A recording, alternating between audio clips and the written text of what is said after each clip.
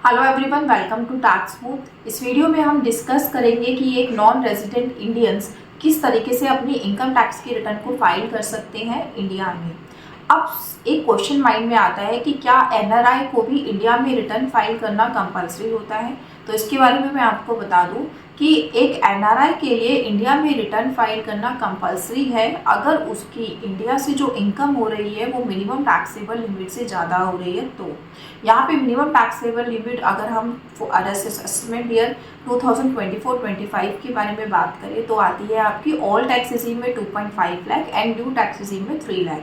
तो अगर इस मिनिमम टैक्सेबल लिमिट से आपकी जो इनकम है वो ज़्यादा है जो आपको इंडिया में अर्न हो रही है वो, तो एक एनआरआई के लिए भी कंपलसरी है, मैंडेटरी ऑब्लिगेशन है कि उसको इंडिया में अपनी इनकम टैक्स की रिटर्न को फाइल करना चाहिए। अपार्ट फ्रॉम दिस, आपका अगर कोई टीडीएस डिडक्ट हो रहा है इंडिया में तो उसमें भी हम सजेस्ट करेंगे कि आप इंडिया में अपनी इनकम टैक्स की रिटर्न को जरूर फाइल करें।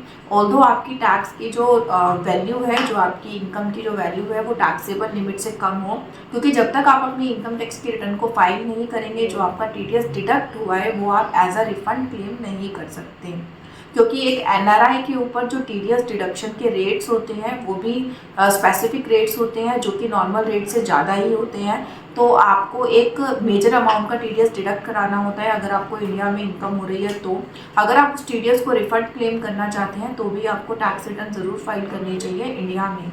अब बात आती है कि आपको कौन सी ऐसी इनकम है जो इंडिया में टैक्स रिटर्न फाइल करते समय अपनी शो करनी चाहिए। क्या आपको अब्रॉड की रिटर्न इनकम को भी इंडियन टैक्स रिटर्न में शो करना चाहिए? तो इसका आंसर है नो। आपको सिर्फ और सिर्फ जो आपको इनकम इंडिया से आपको अर्न हो रही है सिर्फ उतनी ही इनकम अपनी टैक्स रिटर्न में शो करनी होती है। जैसे कि आपकी कोई इंटरेस्ट इनकम है इंडिया में, आपकी कोई फिक्स डिपॉजिट्स है या फिर आपने कोई टर्म डिपॉजिट करा रखा है उससे आपको इंटरेस्ट इनकम आ रही है, आपके अकाउंट्स पे कोई इंटरेस्ट इनकम आपको अर्न हो रही है, या फिर अगर हम बात करें कि आपने कोई रेंट पे अपनी प्रॉपर्टी दी हुई है इंडिया की जिससे आपको रेंटल इनकम अर्न हो रही है, या फिर आपकी कुछ इन्वेस्टमेंट्स थी जो इस साल मैच्योर हुई है जिसपे आपको शॉर्ट टर्म या लॉन्ग टर्म कैपिटल गेन हुआ है। तो ये सारी सिचुएशंस है जिसमें आपको इंडिया में रिटर्न फाइल करनी होगी, और इस केस में आपको सिर्फ और सिर्फ इंडिया की ही इनकम शो करनी होगी। जो आपकी दूसरी कंट्री में, जिस कंट्री में आप रह रहे हैं एक्चुअली, वहाँ से जो इनकम है वो आपको इंडियन टैक्स रिटर्न में शो करने की ज़रूरत नहीं होती है। उसके लिए आप उस कंट्री की जो भी टैक्स ऑब्लिगेशंस हैं आप उसको फॉलो कर सकते हैं। सो अब स्टार्ट करते हैं कि आपको इंडिया में टैक्स रिटर्न फाइलिंग किस तरीके से करनी है। आपके ऊपर ITR 1 इंडिया में जो टैक्स रिटर्न फॉर्म है वो 7 रिटर्न फॉर्म्स होते हैं। तो अगर आप एक NRI हैं तो आप ITR 1 में अपनी रिटर्न फाइल नहीं कर सकते। आपके ऊपर 2 टाइप्स ऑफ रिटर्न एप्लीकेबल होती फॉर्म्स एप्लीकेबल होते हैं, ITR 2 and ITR 3। ITR 2 applicable होता है जब आपकी अदर सोर्सेज से इनकम होती है या फिर आपका शॉर्ट टर्म या लॉन्ग टर्म कैपिटल गेन है। तो ITR 3 आपका एप्लीकेबल होता है अगर आपकी कोई बिजनेस नेचर की भी इनकम हो रही है इंडिया में और आप उसको रिफ्लेक्ट करना चाहते हैं अपने टैक्स रिटर्न में, तो उसके लिए आपको ITR 3 में मूव करना पड़ेगा। मोस्ट ऑफ द NRIs के लिए ITR 2 ही एप्लीकेबल होती है। अब स्टार्ट कर लेते हैं आपके लिए रिटर्न फाइलिंग। रिटर्न फाइल करने के लिए सबसे पहले आपको अपना इनकम टैक्स पे लॉगिन करना है। लॉगिन करने के बाद इस तरीके का एक डैशबोर्ड आपको रिफ्लेक्ट होगा। डैशबोर्ड पे रिटर्न को स्टार्ट करने के लिए आपको ई फाइल में जाना है। ई फाइल में फर्स्ट ऑप्शन में इनकम टैक्स रिटर्न में जाना है, देन यहाँ पे ऑप्शन है फाइल टैक्स रिटर्न, आपको इसके ऊपर क्लिक करना है। फाइल टैक्स रिटर्न पे जब आप क्लिक करेंगे तो यहाँ से आपको असेसमेंट ईयर सिलेक्ट करना है 24-25, देन आपको बताना है कि आपको कौन से मोड में अपनी टैक्स रिटर्न को फाइल करना है। तो हम ऑनलाइन रिटर्न फाइलिंग की यहाँ पे बात कर रहे हैं तो हमने ऑनलाइन पे सिलेक्ट किया, देन कंटिन्यू करने के बाद अब आपसे ये पूछ रहा है न्यू स्टार्ट फाइलिंग। अब आपसे ये पूछेगा कि आपका स्टेटस क्या है। हम एक इंडिविजुअल की बात कर रहे हैं, इंडिविजुअल पे आप क्लिक कर देंगे, देन कंटिन्यू करने के बाद अब आपको फॉर्म सिलेक्ट करना है कि आपको कौन सा फॉर्म सिलेक्ट करके उसको रिटर्न फाइलिंग के लिए स्टार्ट करना है। तो हम ITR 2 की बात करें, ITR 1 आपके ऊपर एप्लीकेबल नहीं है और मेरी जो है कोई बिजनेस से इनकम नहीं है मेरे क्लाइंट की, तो मैं ITR 2 को सिलेक्ट करूँगी, देन प्रोसीड करने के बाद लेट्स गेट स्टार्टेड। अब देखिए जैसे आपने रिटर्न फाइलिंग को स्टार्ट किया तो आपसे ये पूछ रहे हैं are you filing income tax return for any of the following reason, कि आप अपनी इंडिया में टैक्स रिटर्न फाइल क्यों कर रहे हैं। सबसे पहले तो ये बताइए। बहुत सारे ऑप्शन है, आपको एक एक ऑप्शन को पढ़ना है और जो आपके ऊपर एप्लीकेबल ऑप्शन है उस पर आपको टिक कर देना है। सबसे पहला ऑप्शन ये है कि जो आपकी टैक्सेबल इनकम है वो मोर देन एग्जेम्पशन लिमिट है। मोर देन एग्जेम्पशन लिमिट जैसे कि मैंने अभी बताया, अगर आपकी ऑल टैक्स रिजीम है तो 2.5 लाख से ज़्यादा है, क्योंकि आपका स्लैब रेट 2.5 लाख से शुरू होता है। अगर आपकी न्यू टैक्स रिजीम है तो 3 लाख से ज़्यादा है। तो अगर आपकी बेसिक एग्जेम्पशन लिमिट से ज़्यादा इनकम है तो आपको फर्स्ट पे क्लिक करना है। और अगर आपकी बेसिक एग्जेम्पशन लिमिट से ज़्यादा इनकम तो नहीं है, बट आपकी जो और सोर्सेज से इनकम है या फिर आपने जो बैंक में डिपॉजिट कराया है, अगर आपका सेविंग बैंक है तो आपने जो है अगर आपकी बेसिक एग्जेम्पशन लिमिट से ज़्यादा इनकम तो नहीं है, बट हाँ आप 7 प्रोवाइजो की जो कंडीशंस है उसमें फॉल कर रहे हैं तो आपको इस पर क्लिक करना है। अदरवाइज आपको अदर्स पे क्लिक करके अपनी इनकम टैक्स की रिटर्न को फाइल करना स्टार्ट कर देना है। तो हमारे केस में फर्स्ट ऑप्शन है, हमने इस पर क्लिक किया, देन कंटिन्यू। कंटिन्यू करने के बाद आप ये देखिए, आपको जो है टोटल 17 शेड्यूल्स होते हैं, ठीक है। किसमें कितने कितने शेड्यूल्स हैं ये इसने यहाँ पे मेंशन कर रखे हैं। सबसे पहला ही काम ये है कि आपको ये सिलेक्ट करना है कि आपके ऊपर कौन कौन से शेड्यूल एप्लीकेबल है। फिर जब आप रिटर्न फाइलिंग एक्चुअली स्टार्ट करेंगे तो वही शेड्यूल आपको रिफ्लेक्ट होंगे। जो अननेसेसरी शेड्यूल है जो आपसे रिलेटेड नहीं है वो आपको रिफ्लेक्ट होने बंद हो जाएंगे। ओके तो सबसे पहला मेरा जो है जनरल इन्फॉर्मेशन। जनरल इन्फॉर्मेशन में ये 2 तरीके के शेड्यूल है कि एक है पार्ट ए जिसमें जनरल इन्फॉर्मेशन है, ये आपको फिल करना ही करना है। पार्ट 2 है जो बहुत कम लोगों के ऊपर एप्लीकेबल होता है तो इसको आप स्किप कर सकते हैं। Then income. इनकम की अगर हम बात करें तो इन्होंने डिफरेंट सोर्सेज ऑफ इनकम को यहाँ पे मेंशन किया है। आपके ऊपर जो एप्लीकेबल होता है उसके ऊपर आपको टिक करके आगे कंटिन्यू करना है। सबसे पहला है सैलरी। अगर आपकी इंडिया से कोई सैलरी है तो आप उस पर टिक करिए, अदरवाइज नहीं करिए। मेरी कोई इंडिया से सैलरी नहीं है तो मैंने इसको अनटिक कर दिया। देन है हाउस प्रॉपर्टी। अगर आपकी कोई रेंटल इनकम हो रही है इंडिया से तो आपको ये टिक करना है, अदरवाइज नहीं करना है। देन है आपका कैपिटल गेन। आपको इंडिया में अगर कोई आपकी लॉन्ग टर्म या शॉर्ट टर्म कैपिटल गेन हो रहे हैं तो आपको क्लिक करना है। शॉर्ट टर्म के लिए इसको क्लिक करना है, लॉन्ग टर्म के लिए इसको क्लिक करना है। ओके देन आपका लॉन्ग टर्म कैपिटल गेन, कोई स्पेसिफिक सिक्योरिटीज आपने बेची है जिसमें 115 AD के अंदर लॉन्ग टर्म कैपिटल गेन होता है तो आपको इस पर क्लिक करना है। अगर आपकी कोई क्रिप्टो करेंसी वगैरह है इंडिया में जिससे आपको प्रॉफिट हो रहा है तो आपको VDA पे क्लिक करना है। नेक्स्ट है आपका अदर सोर्सेज। अदर सोर्सेज पे तो आपको क्लिक करना ही पड़ेगा क्योंकि जितनी भी आपकी इंटरेस्ट इनकम है या फिर अदर इनकम है वो सारी आपकी अदर सोर्सेज में ही आपको डालनी होती है रिटर्न फाइलिंग के लिए। देन है आपका कि आपको कोई स्पेसिफाइड पर्सन से इनकम हो रही है, लाइक आपकी कोई स्पाउस से या माइनर चाइल्ड से इनकम होती है तो वो भी आपकी इनकम में क्लब की जाती है तो वो है तो वो आपको SBI पे क्लिक करना है। इसी तरीके से स्पेशल इनकम्स के लिए अलग शेड्यूल है। एग्जाम्प्ट इनकम अगर आपकी कोई है इंडिया में तो उसके लिए अलग शेड्यूल है। देन आपकी फॉरेन सोर्सेज से इनकम का शेड्यूल अलग है और schedule tax relief under section 90, 90 91। तो आपको आपके ऊपर जो शेड्यूल एप्लीकेबल होता है उसके अकॉर्डिंग टिक करना है और आगे प्रोसीड करना है। ओके देन नेक्स्ट आपका है डिडक्शंस। आपको कौन कौन सी डिडक्शंस पे क्लिक करना है जो आप अवेल करने वाले हैं। तो यहाँ पे देखिए चैप्टर 6A की डिडक्शन पे ऑटो क्लिक आता है। मेरे पास भी सिर्फ चैप्टर 6A की डिडक्शन है जो मुझे क्लेम करनी है तो इसलिए इस पे ऑटो क्लिक है। इसके अलावा अगर आपको कोई और सेक्शन में रिबेट लेनी है तो आप वो टिक कर सकते हैं। देन आता है टैक्सेस कि आपकी कंप्यूटेशन ऑफ इनकम बन के आएगी यहाँ से schedule of computation of income. Then जो आपका TDS डिडक्ट हुआ है, TCS डिडक्ट हुआ है वो सब आपका रिफ्लेक्ट होगा तो उसके ऊपर सारा ऑटो टिक है। ओके तो इस तरीके से हमें शेड्यूल अपने पहले ही सिलेक्ट कर लेने हैं। Then continue. अब सबसे पहले बात कर लेते हैं हम फर्स्ट शेड्यूल की। इसमें इन्होंने बता दिया है कि आपने कितने शेड्यूल को सिलेक्ट किया है। Okay continue.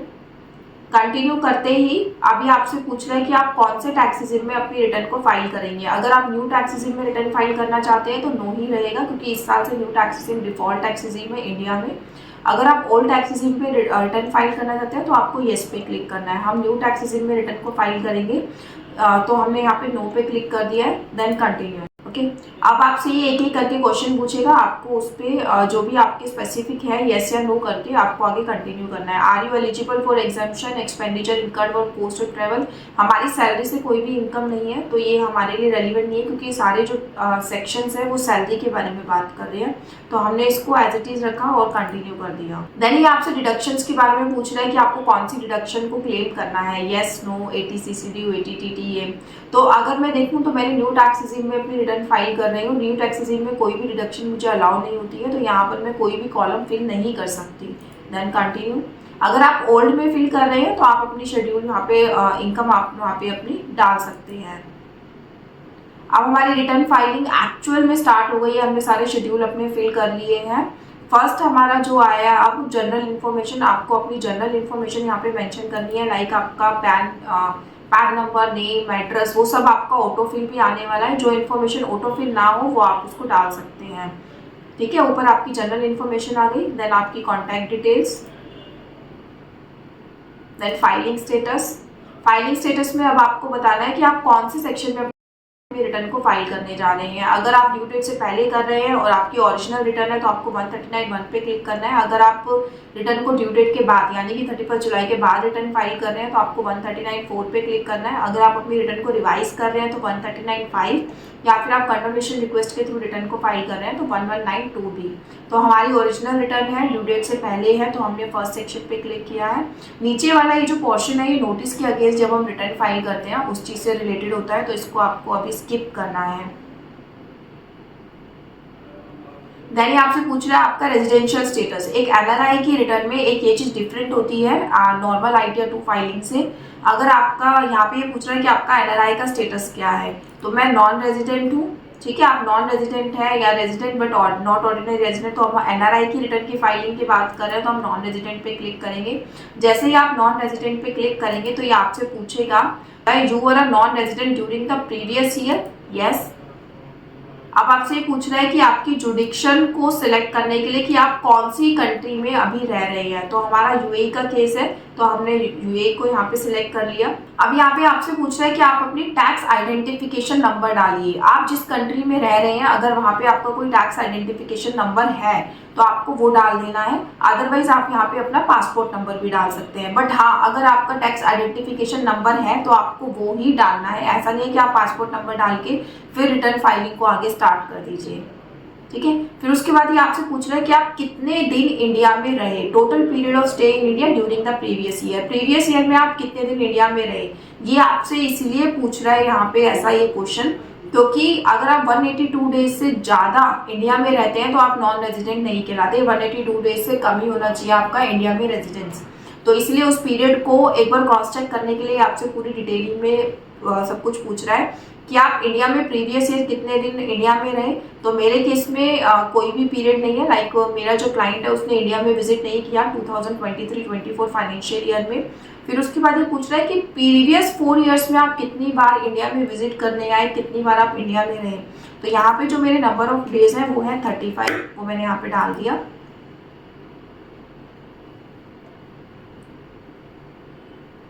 फिर उसके बाद ये आप पूछ रहे हैं कि आपकी जो डिटेल ऑफ रिप्रेजेंटेटिव असेसी, कि आपका रिप्रेजेंटेटिव असेसी रिटर्न भर रहा है तो यस करिए, नहीं तो नो, मैं यहाँ पे नो कर देती हूँ। फिर उसके बाद आपकी डायरेक्टरशिप के बारे में पूछ रहा है कि आपकी कोई किसी कंपनी में आप डायरेक्टर तो नहीं है, तो यहाँ पे हम नो कर देंगे।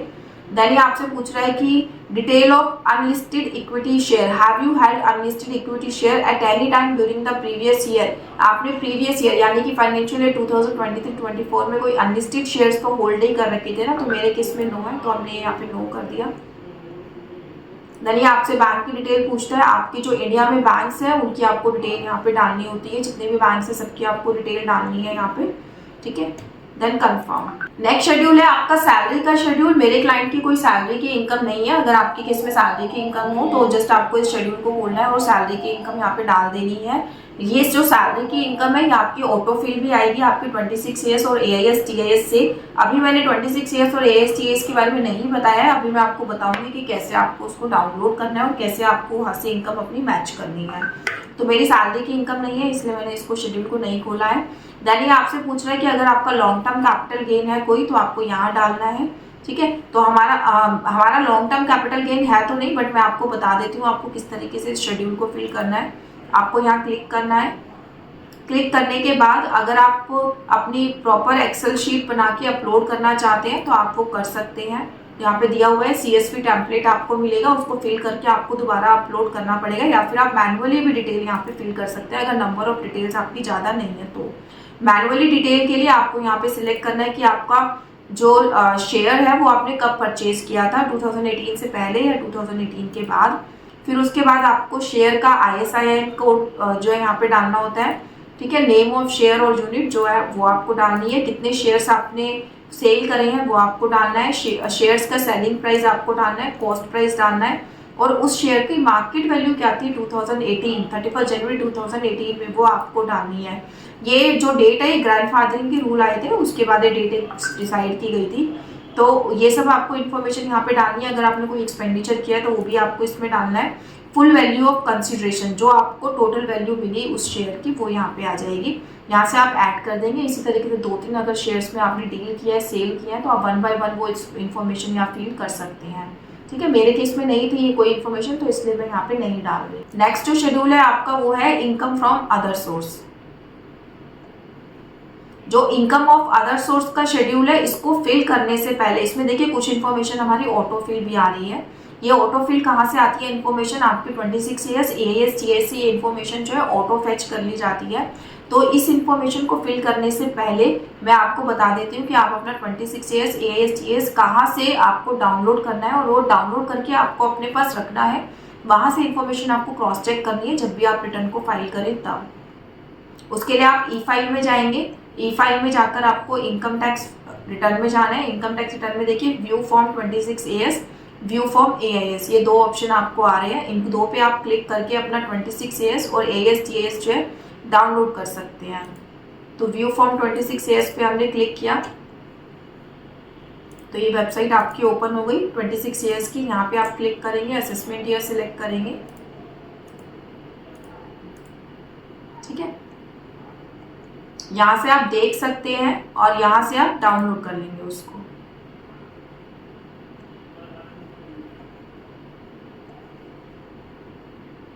देखिए कैनरा बैंक से हमें इंटरेस्ट इनकम हो रही है। तो हमारी जो क्लाइंट की है वो सारी इंटरेस्ट इनकम है, 195 में भी और 194 में भी। 195 सेक्शन जब हम किसी नॉन रेजिडेंट का TDS डिडक्ट करते हैं तो 195 सेक्शन हमारे अट्रैक्ट होते हैं। तो हमारी इन सेक्शंस के अंदर जो है TDS भी डिडक्ट हो रहा है और हमें इनकम भी अर्न हो रही है। सेम एज आप यहीं पे ही जाएंगे,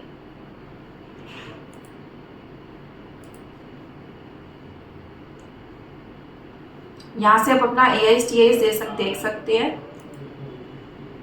TIS और AIS, TIS में आपकी समरी इंफॉर्मेशन आती है, समराइज वे में आप इसको चेक कर सकते हैं, और AIS में उसकी डिटेलिंग आपको व्यू मिलेगा, ठीक है। डिटेल में आपको पता लग जाएगा। तो TIS में हम देख लेते हैं। एक तो वही इंटरेस्ट इनकम है जो हमारे 26 ईयर्स में आ रही थी, ठीक है। और एक है कि मैंने टाइम डिपॉजिट परचेज किए है इंडिया में 10,32,500 के, मतलब कि मेरी कोई फिक्स डिपॉजिट मैंने इंडिया में कराई है जिसकी वैल्यू इतनी है।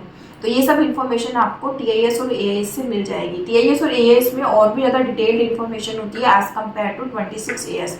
तो जब भी आप अपनी रिटर्न फाइल करें TIS और AIS तो आपको ज़रूर चेक करना है ताकि कोई इन्फॉर्मेशन ना रह जाए, क्योंकि अगर कोई इन्फॉर्मेशन रह गई तो फ्यूचर में आपको नोटिस आ सकता है।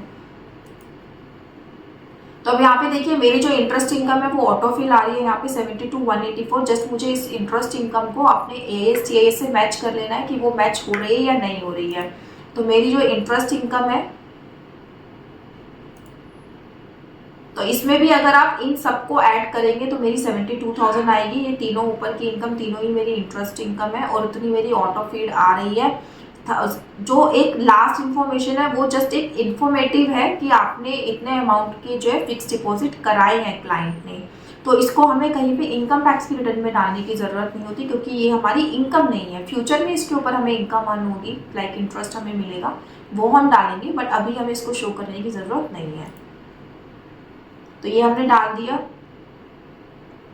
ये जब आप लॉन्ग टर्म कैपिटल गेन डालते हैं तो उस पर स्पेशल रेट से टैक्स लगता है, तो यहाँ पे जो है वो इनकम अलग से दिखाई देगी, तो उसका कॉलम है ये, ठीक है। देन सेक्शन 57 की डिडक्शन, उसके बाद आपकी देखिए टोटल इनकम आ गई, इतनी इनकम पे आपको टैक्स देना होगा। इसको आप कंफर्म कर दीजिए अगर आप जो है सेटिस्फाई है तो। उसके बाद का जो आपका शेड्यूल है वो है आपका कि आपके लास्ट ईयर्स के लॉसेस हैं जो आप इस बार की इनकम से सेट ऑफ करना चाहते हैं, तो वो शेड्यूल इससे रिलेटेड है, आप उसको फिल कर सकते हैं। देन है कि अगर आपका करंट ईयर का कोई लॉस हुआ है शेयर मार्केट वगैरह में, उसको आप ब्रॉड फॉरवर्ड करना चाहते हैं नेक्स्ट ईयर के लिए, तो आप इसमें फिल कर सकते हैं। अगर आप जो है कोई लॉसेस हैं वो फ्यूचर ईयर्स के लिए कैरी फॉरवर्ड कर रहे हैं, तो उसके लिए आपको ये वाला शेड्यूल फिल करना होता है। शेड्यूल 6A में आप अपनी डिडक्शन क्लेम करते हैं। मैं न्यू टैक्स रेजिम में अपनी रिटर्न को फाइल कर रही हूँ, तो मैं तो कोई डिडक्शन क्लेम नहीं कर सकती, बट अगर आप डिडक्शन क्लेम करना चाहते हैं तो आपको शेड्यूल 6 पे क्लिक करना है। अगर आपको शेड्यूल 6 में कुछ क्लेम करना है तो आप यहाँ पे डाल के उसको क्लेम कर सकते हैं, किसी भी डिडक्शन को। क्योंकि मैं न्यू टैक्स रेजिम में रिटर्न फाइल कर रही हूँ तो मेरा शेड्यूल 6 में फाइल करने डालने के लिए कोई डाटा नहीं है, बट अगर आप चाहें तो यहाँ पे शेड्यूल 6 में अपनी इन्फॉर्मेशन डाल के डिडक्शन क्लेम कर सकते हैं। शेड्यूल 6 देखिए मेरा यहाँ पे एक्टिव नहीं दिखा रहा, क्योंकि मैंने न्यू टैक्स रेजिम को जो है अवेल किया है। अगर आप ओल्ड टैक्स रेजिम में जाएंगे तो ये सारी इन्फॉर्मेशन आपकी एक्टिव होंगी और वहाँ पे आप अपनी जो भी इन्वेस्टमेंट है वो डाल के उसको क्लेम कर सकते हैं। आपका कंप्यूटेशन ऑफ टोटल इनकम, यहाँ पे आप क्लिक करके जो भी आपने इन्फॉर्मेशन डाली है उसकी कंप्यूटेशन को चेक कर सकते हैं। टैक्स पेड में आपकी सारी TDS की डिटेल, TCS की डिटेल शो करेगा। ऑटोफिल आ जाती है आजकल डिटेल्स, बट अगर कोई इन्फॉर्मेशन ऐसी है जो आपकी ऑटोफिल नहीं आ रही है तो आप इसके अंदर जाके उसको ऐड भी कर सकते हैं। Then total income of computation आपकी यहाँ पे आ जाएगी। अगर कोई टैक्स बन रहा है तो वो भी रिफ्लेक्ट हो जाएगा।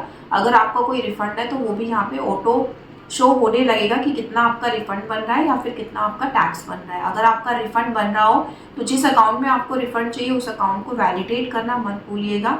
वैलिडेट कैसे करना है इसके ऊपर मैं ऑलरेडी एक वीडियो बना चुकी हूँ, आप वो हमारी वीडियो चेक कर सकते हैं।